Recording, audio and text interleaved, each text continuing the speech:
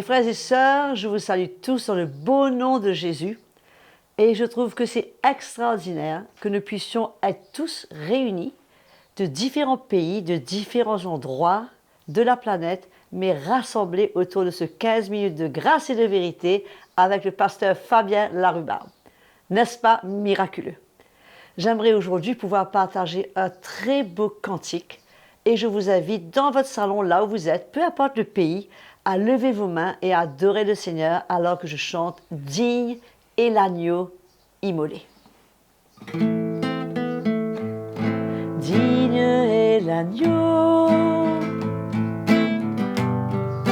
digne est l'agneau,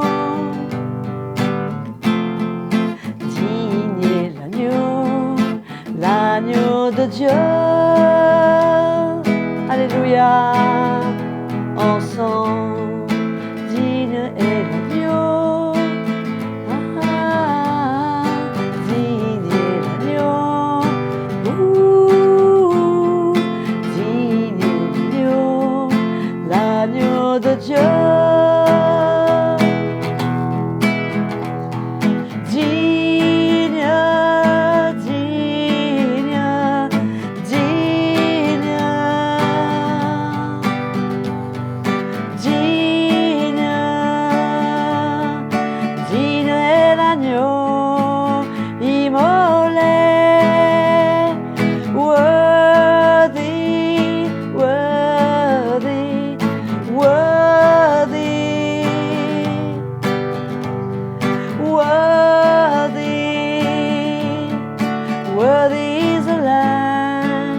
That was slain. Worthy is the Lamb. Hallelujah. Worthy is the Lamb. Worthy is the Lamb. That Lamb was slain. Worthy is the Lamb. Worthy is the Lamb. Yes, Lord, worthy is the Lamb. Jesus, worthy is the Lamb, the Lamb that was slain.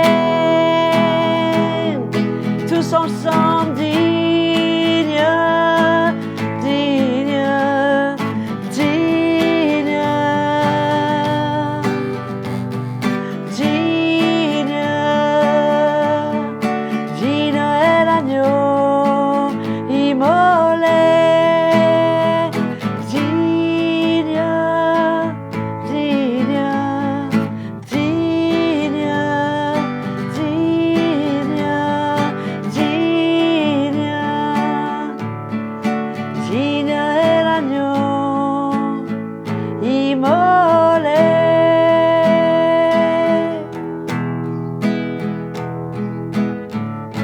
Alléluia, digne es-tu Seigneur. Alléluia. Quelle grâce de pouvoir adorer Jésus et ensuite de pouvoir entendre sa parole, là où nous sommes, peu importe dans nos maisons, avec des cœurs grands ouverts, prêts à accueillir le pasteur Fabien Larubard. Et cette fois, il va se mettre à décortiquer chacun de ses dons afin que ce soit clair pour chacun de nous et que nous puissions les exercer là où le Seigneur nous appelle. Que le Seigneur vous bénisse alors que nous l'accueillons avec des cœurs grands ouverts. Amen. Bienvenue à tous dans ce programme de 15 minutes de grâce et de vérité. Je remercie Audrey pour la chanson qui déjà nous prépare à l'écoute de la parole de Dieu. Nous voyons dans cette session une autre facette des dons de motivation. Selon Romains, le chapitre 12, versets 6 à 8, nous lisons dans le verset 7 précisément, la première partie, que celui qui est appelé au ministère s'attache à son ministère. Cela veut dire servir ici. Celui qui exerce ce don, c'est une personne d'action, qui va démontrer l'amour de Dieu en rencontrant les besoins pratiques. Nous voyons que là, il va assister l'Église dans des aides pratiques, diverses aides que nous avons dans l'Église. Il y a tellement de besoins dans les choses pratiques, dans la salle, là où nous rencontrons, ou dans les besoins qui existent au milieu de nous. Ces personnes ont la capacité d'agir plutôt que de parler. C'est un don d'action. hein. Et ce sont des personnes qui plutôt sont là pour travailler que de ressentir et de parler. Et nous voyons que, alors qu'il y a tellement de besoins autour de nous, ceux qui ont ce don, ils auront l'habilité, la capacité de voir, hein, toutes ces choses pratiques qui existent dans l'Église, les besoins pratiques, hein. Et ils sont pleinement heureux en servant les autres, hein. Et nous voyons qu'eux, ils ont un brûlant désir de pouvoir servir, et même pour les petites choses, hein. Et ils ont un goût prononcé pour les travaux manuels. Ils veulent faire les choses de leurs mains, se sacrifier. Ceux qui ont cette motivation, hein. Et ils vont vouloir répondre à tous les besoins de l'Église aussi vite que possible, hein, pour servir. Parce que pour eux, l'amour de Dieu doit s'exprimer par le travail, par servir, faire quelque chose pour les autres, hein. Et souvent, ces personnes, dans leur personnalité, ils ont de l'énergie à en revendre. Pour faire, aussitôt qu'ils ont fini de servir, on leur demande, et ils sont là encore pour servir. Ils ne murmurent jamais, parce qu'ils trouvent leur joie dans l'épanouissement, leur épanouissement à vouloir servir les autres, hein. Ils peuvent même des fois utiliser leurs propres moyens, dépenser par eux-mêmes, juste pour venir emmener quelque chose et servir. Alors, ce désir, ce ne sont pas des gens qui ont une grande organisation, mais pour eux, c'est aujourd'hui, ce qu'il y a aujourd'hui, à court terme, il faut le faire, et ils vont aider, ils vont servir. Est-ce que vous avez remarqué des gens comme ça dans l'Église? Alors, ce sont des gens, c'est une motivation qui est très utile. Ils peuvent paraître ne pas être trop spirituels, mais quand on réalise que si ces gens-là ne servent pas, il y aura un grand manque dans l'Église. On peut organiser beaucoup de choses, mais s'il n'y a pas des gens qui servent, on manque quelque chose. Alors, donc, nous voyons que ces gens, ils ne peuvent pas dire non quand on leur demande de faire quelque chose, parce que pour eux, il faut absolument servir et faire tout ce qu'il y a besoin.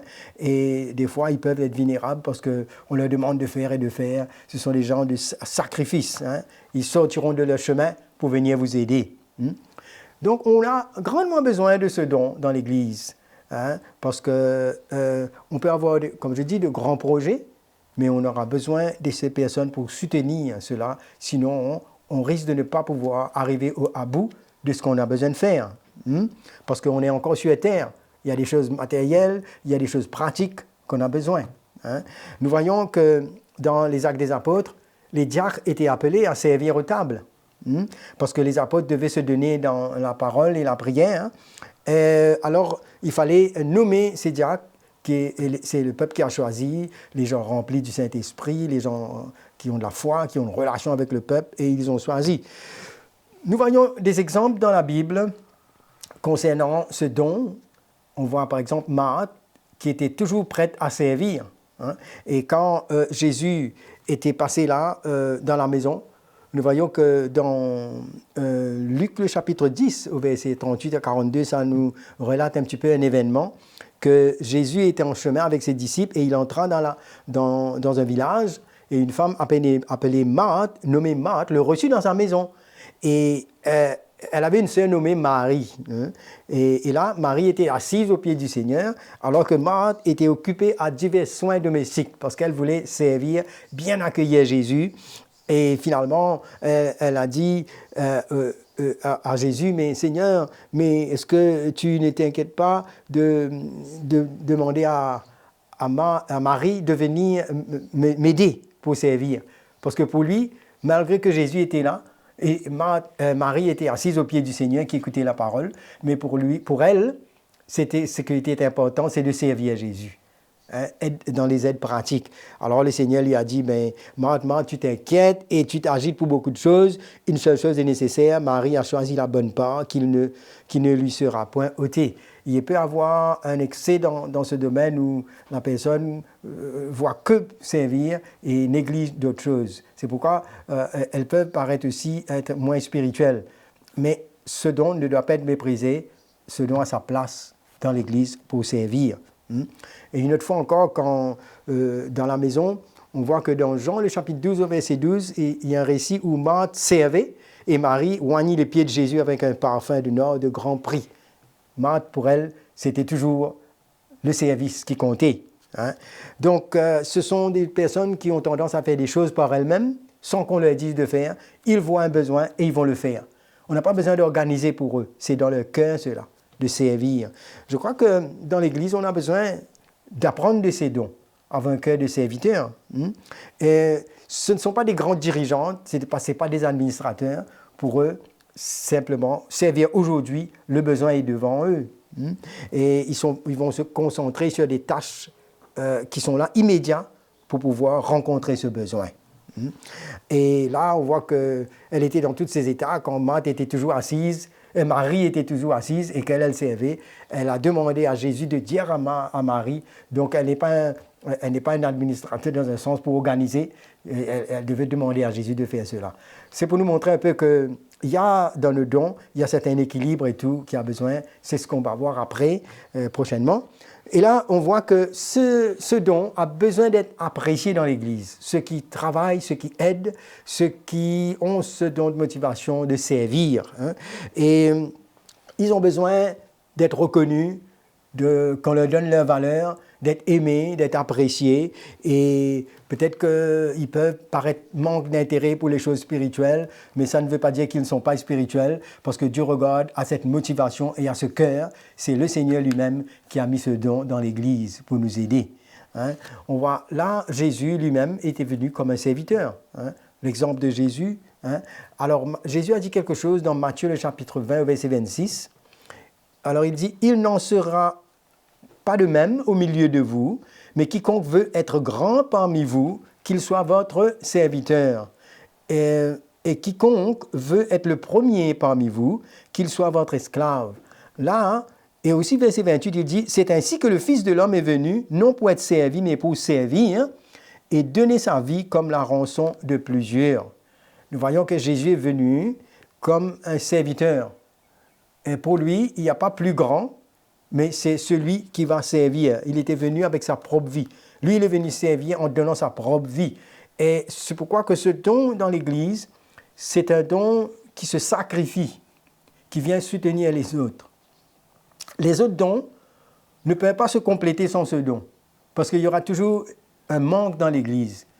Vous réalisez, s'il n'y a personne qui sert, et tout le monde veut prêcher, tout le monde veut exhorter, mais alors on va rentrer dans un lieu où rien ne serait installé, rien ne serait préparé, et tout ce qu'on aura, même celui qui va administrer, préparer tout ça, il y aura un grand manque. Donc, je crois que dans l'Église, c'est important d'avoir ce cœur de serviteur. Hein.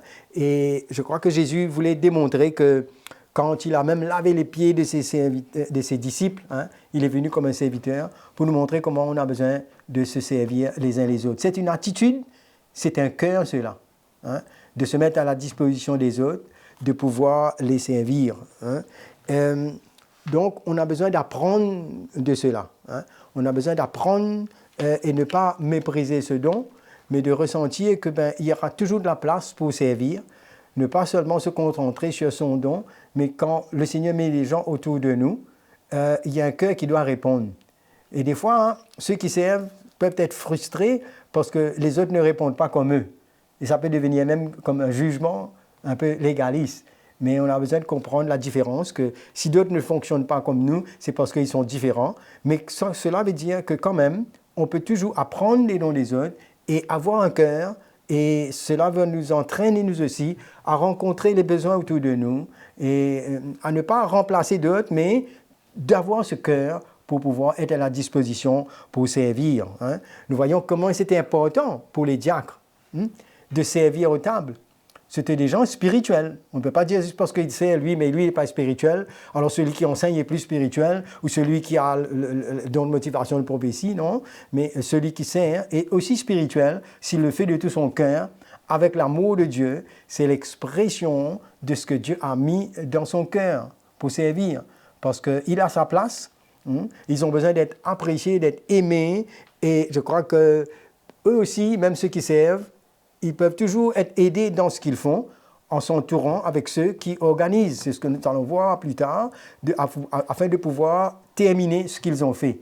Des fois, ça peut être une faille en eux de vouloir aider. ils aident à droite et à gauche, tout le monde les appelle, ils aident partout, mais n'arrivent pas à finir. Ça peut passer comme si c'est quelqu'un qui n'a pas de parole ou qui n'arrive pas sérieux, mais c'est parce qu'ils veulent tout faire pour faire plaisir, pour répondre à ses besoins, mais des fois, ils ont besoin d'être organisés. Alors, c'est pourquoi que tous ces dons, toutes ces personnes dans l'Église, ces membres, quand il y a unité, quand il y a cette relation dans l'esprit, personne ne va mépriser ou critiquer les autres, mais on va se comprendre, on va se connaître, on va apprécier nos dons et participer à aider les uns les autres à mieux servir le Seigneur ensemble. Voilà en ce qui concerne brièvement le don de motivation de servir. J'espère que cela va vous encourager, vous tous qui avez à cœur de servir, et que ceux qui ont besoin d'apprendre de cela, on va être un peu plus attentionnés. Tout cela va servir pour la maturité, la croissance et le bien-être de l'Église dans sa marche avec le Seigneur. Que Dieu vous bénisse. Une fois de plus, merci beaucoup Fabien pour cet enseignement sur les dons de service. Mes frères et sœurs, nous sommes tellement nombreux à vouloir servir le Seigneur. De savoir qu'il y a un don qu'il a mis à part pour nous afin que nous puissions le servir est très encourageant et motivant.